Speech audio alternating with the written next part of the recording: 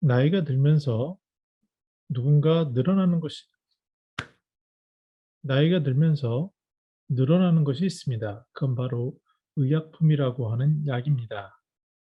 이번 시간에는 은퇴자가 원하는 의약품에 대해서 살펴보는데요.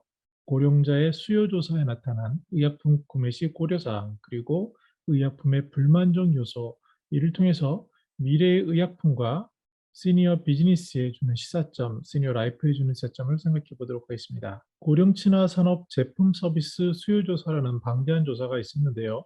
저도 이 부분에 모더레이터로 또 자문위원으로 참가한 경험이 있습니다. 이 자료들을 보면은 일단은 샘플 사이즈는 1000명 정도 되고요. 일단은 그 특성에 따라서 나눴기 때문에 해석할 때 주의를 요할 필요는 있습니다. 그런데 여기서 나온 것들을 보면요. 세액 공제 혜택 원하는 고령진화 우수 제품, 그리고 정부의 지원을 받지 않는 그런 품목 중에서 원하는 것들을 보면은 먼저 추위에 대한 것들, 즉 따뜻한 몸을 기대하는 것, 그리고 잠자는 침대에 대한 것, 특히 나이가 들면서 불편해졌을 때 요양용인 전동 침대 같은 걸 얘기하겠죠. 그리고 평상시에 신는 신발, 나이가 들면은 신발을 신는 것, 신발끈을 묶는 것, 이런 게 굉장히 불편합니다. 그래서 특히 이제 미끄럼도 잘 미끄러지시 때문에 이런 신발에 대한 수요가 높아지고요. 또한 유니버셜 디자인에서 중요한 것은 휠체어를 탔을 때 휠체어가 들어갈 수 있는, 예를 들어서 세면대라든지 주방의 높이, 이런 것들과 함께 허리 요통에 대한 불편함, 관절에 대한 불편함이 높아지기 때문에 높낮이가 조절되는 어떤 가구들, 기구들, 이런 것들을 필요합니다.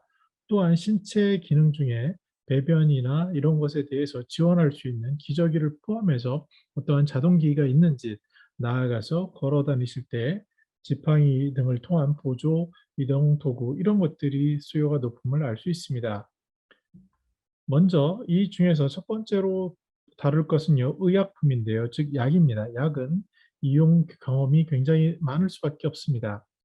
의약품이라는 것을 정의하는 것은 병을 치료하거나 증상을 억제하는, 혹은 일시적으로 통증을 줄여드는 데 쓰이는 특정한 물질, 일반적으로 약이라고 한다라고 정의하고 있고요. 이 약은 의료기기와 구분해서 설명하고 있습니다.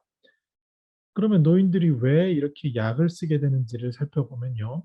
2020년 노인 실태조사를 보시면 우리가 만성질환이라는 것을 알 수 있습니다. 여기에 많은 순서대로 보면 고혈압이 굉장히 많고요. 노인들 65세 이상에서 유병률인 분들이 거의 한 60% 정도는 고혈압이 있다라고 볼 수 있습니다. 그 다음에 많은 것은 당뇨병인데요. 의외로 이 당뇨병의 숫자도 24% 정도 되니까 4분 중 1분, 이런 꼴로 많이 있고요. 또 그 외에 고지혈증, 관절염, 요통, 이런 것들을 포함해서 만성질환이라고 합니다. 이 만성질환을 몇 개를 가지고 있냐라는 데이터를 보면 조금 놀랄 수 있는데요. 65세 이상 되시는 분들의 경우에 적어도 7% 또는 24%만 이런 만성질환이 없다라고 합니다. 즉, 좀 젊으신 분, 65세에서 69세인 경우에는 4분 중 1분 정도는 만성질환이 없을 정도로 건강하지만, 70세가 넘어서고 특히 75세 건강 수명을 넘어서는 시점이 되면은 전체의 90%, 10명 중 9분은 이런 만성질환이 하나 이상 있게 되고요. 전체를 보게 됐을 때 평균 1.9개를 가지고 있다라고 하고, 85세가 되면은 평균 2.6개를 가지고 있으면서 85세 이상에서 만성 질환이 없으신 어르신은 97%밖에 안 되기 때문에 93%가 하나라도 있다라고 추정해 볼 수 있습니다. 그만큼 만성 질환이 되면 이제 늘어나는 게요. 노인이 됐다라고 하면은 저희 부모님들을 보더라도 이렇게 약봉지가 굉장히 늘어나는 것을 알 수 있습니다. 그만큼 드셔야 하는 약들이 숫자, 특히 만성 질환과 같은 것에 더불어서 늘어나게 되는 그런 현상이 생기고요. 또 신체 기능의 이상에 따라서 제조된 약들을 너무 많이 먹게 됩니다. 근데 이때 어떤 것을 고려하십니까? 라고 물어봤더니 약의 특성상 약국에서 되고요. 또 약국에 가기 전에 병원에서 처방을 받습니다. 그래서 병원에 있는 약국 또는 그 근처에 다른 약국에서 먹게 되는, 제조해서 쓰는 경우가 많기 때문에 중요한 것은 제품에 대한 기능에 대한 우려는 있지만, 일단은 이것은 의사 선생님이나 전문가들이 처방해 주는 것이라고 할 수 있죠. 그래서 그 다음으로 생각하는 것은 그래도 너무 많다 보니까 그중에 어떤 것이냐에 대해서 전문가가 추천을 하면 좋겠다라는 니즈가 있고요. 더 나아가서 국가나 단체에서 인증하면 좋겠다라는 수요도 있습니다. 그것도 어려우니까 가급적 브랜드, 인지 큰 업체 이런 것들 신뢰도 있는 제조업체 이런 것까지 따지게 됩니다.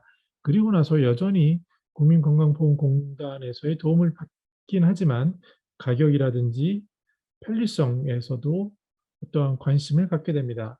이 데이터에 의하면 월 평균 약으로 쓰는 구매 비용이 약 3만 원, 4만 원 정도 된다고 하니까요. 이건 평균이기 때문에 그렇고요.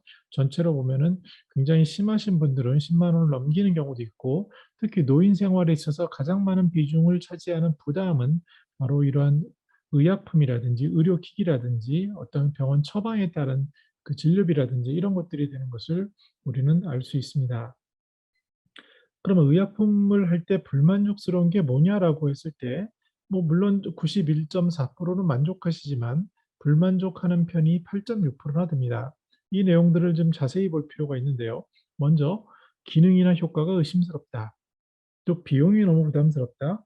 그리고 약을 비싼 걸 주면 될 텐데 뭐 조금 비싼 걸 주는 거 아닌가 뭐 이런 것도 현장에서 많이 보실 수 있고요. 또 그다음에 '내가 나에게 적합한 정보를 어디서 찾지?' 이런 것도 있고요. 또 사용하는 방법이 불편한데 글씨가 작다거나 뭐 섭취하기 어렵다거나 포장이 어렵거나 뭐 이런 것들 복잡한 것들을 들고 있습니다. 의약품을 이용할 때 불편한 것은 뭐냐 그랬더니 아무래도 약이 좀 많기 때문에 시간에 맞춰서 챙겨 먹는 것이 어렵다라는 말씀을 많이 하시고요.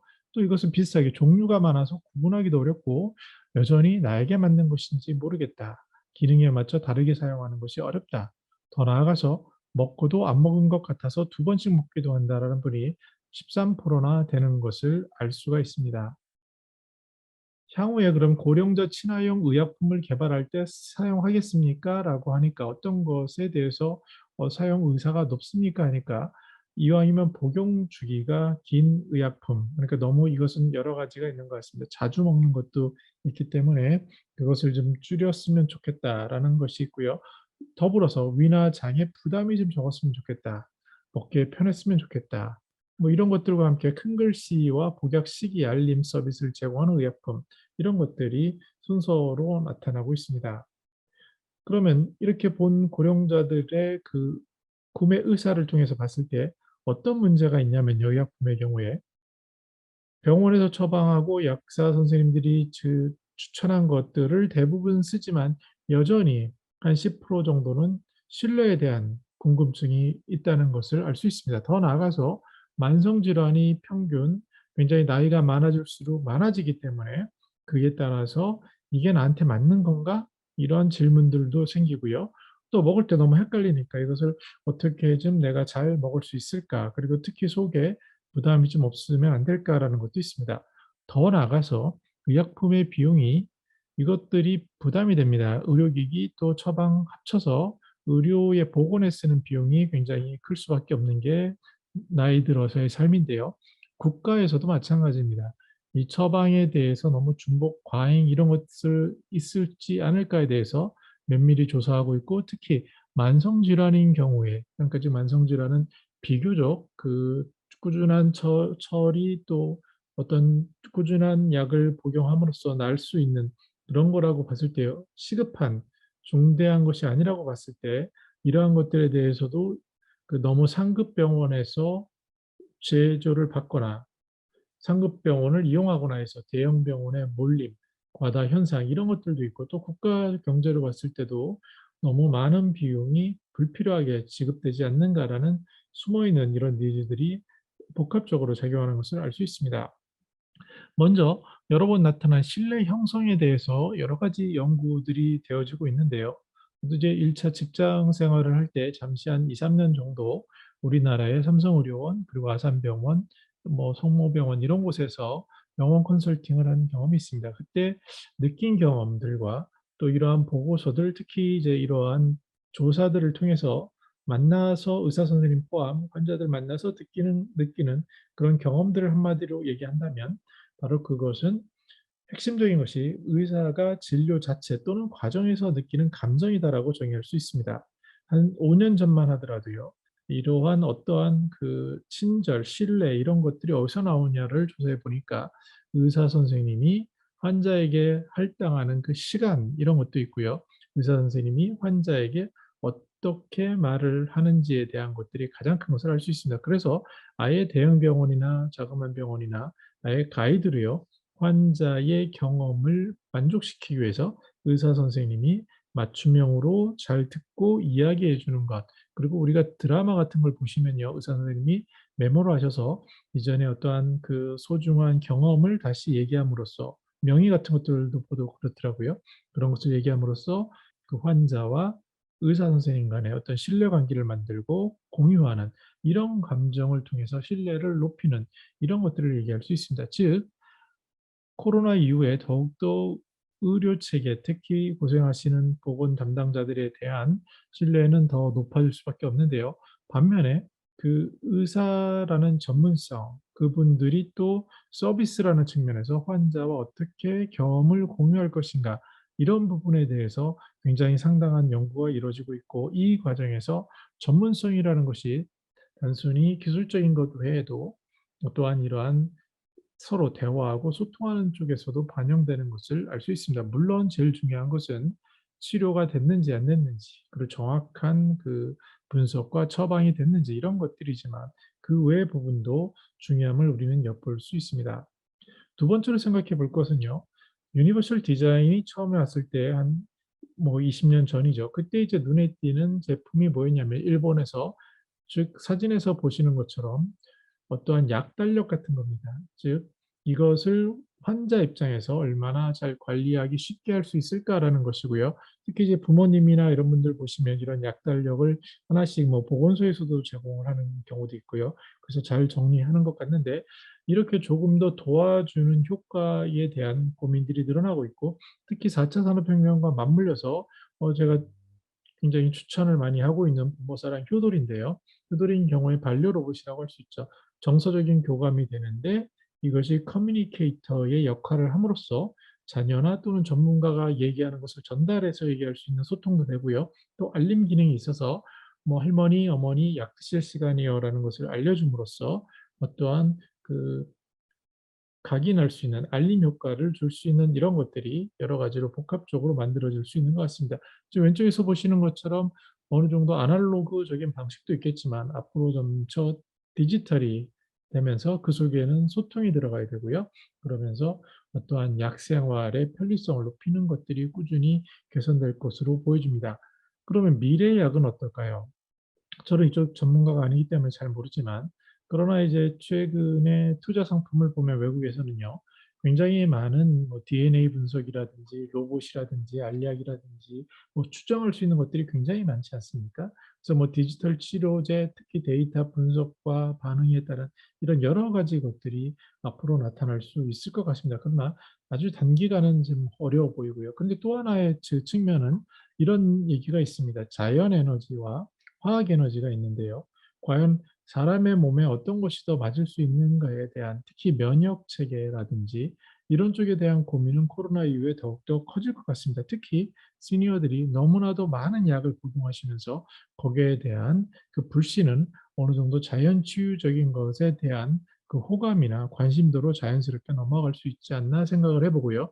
서든무빙 시니어 라이프의 조명진 대표께서는 우리의 생명을 유지하게 하는 힘이라고 해서 인체의 자연 치유력을 건강마마 유튜브를 통해서 강의하고 있습니다. 그래서 어느 것이 맞는지는 전문가들이 알겠지만 중요한 것은 그 방향에 있어서 앞에서 나온 불편함들을 하나씩 하나씩 줄여주는 것이 바로 의약품의 과제가 될 것 같습니다. 그래서 어떻게 하면은 더욱더 신뢰 있게 의사 선생님에 대한 전문성이 있지만 거기에 대해서도 소통이라는 것을 통해서 신뢰를 하고, 특히 나한테 맞아야 신뢰가 되는 거죠. 그래서 특히 더욱더 많아지는 약들 속에서, 포화되는 약들 속에서 그 하나의 질병만 맞춘 것이 아니라 나를 전체적으로 온전한 사람으로 보고 나 개인에 맞춰진 종합적인 처방과 가이드가 어떻게 되어질 것인지, 특히 기술적으로는 알림과 어떤 식으로 소통을 할 것인지, 나아가서 우리 DNA라든지 데이터라든지 로봇이라든지 이런 것들의 기술 발전과 함께 다시 역방향으로 자연이 주는 치유력, 이런 것들에 대한 관심들이 시니어 당사자가 삶을 어떻게 바라볼 것인지 여러 가지 고민들이 진행될 것 같습니다. 근데 우리가 가장 지양해야 할 것은 바로 앞에서 보신 만성질환자의 뭐 고연령일 때도 7% 정도는, 또 크게는 4명 중에 1분 정도는 만성질환을 겪고 있지 않습니다. 그래서 이러한 것들이 가장 좋은 거고요. 그래서 국가 정책에서도 예방을 굉장히 앞세우고 있고요. 이 예방을 하는 것에는 시니어 당사자들의 작은 활동이 필요한데, 그 작은 활동은 잔존 기능을 유지시키는 것, 특히 제가 많은 시니어들을 만나보지만 그중에 가장 확실한 건강 방법은 그건 것 같습니다. 나는 적어도 하루에 30 분씩은 매일같이 운동을 해. 그리고 내가 건강에 대한 관심을 가지고 내 몸을 아끼고 사랑해 줘. 이러한 작은 노력들이 바로 건강해지게 되고요. 특히 젊었을 때 한번 크게 아프신 분들은 더욱더 주의하시면서 그 반작용으로 아니면 더 건강한 삶을 위해서 노력하는 모습을 볼 수 있었습니다. 앞에서의 데이터가 점차 기술의 발전과 우리들의 인식의 개선, 그리고 의료 체계의 도움으로 더 나은 방향으로 갈 것 같습니다. 오늘은 첫 번째로 의약품에 대해서 살펴봤는데요. 여전히 우리가 더욱더 조금 개선할 부분들이 무엇이 있는지 함께 고민해 보고, 좋은 의견이 계시면 댓글로 알려주시면 좋겠습니다. 제가 이런 식으로 고령친화 상품을 하나씩 하나씩 일단 보고서 중심으로 가고요. 그다음에는 실제로 실생활에서 필요한 것들에 대한 것까지 하나씩 하나씩 같이 학습해 가도록 하겠습니다. 저는 더 나은 시니어 삶 공동체를 연구합니다. 감사합니다.